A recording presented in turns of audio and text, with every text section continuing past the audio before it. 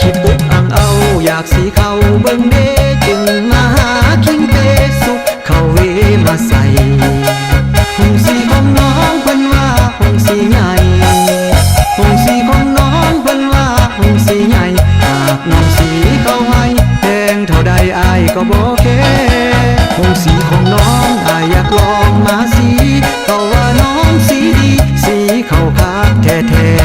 ๆขอเป็นลูกค้าจงคิดเมตตาอายเด้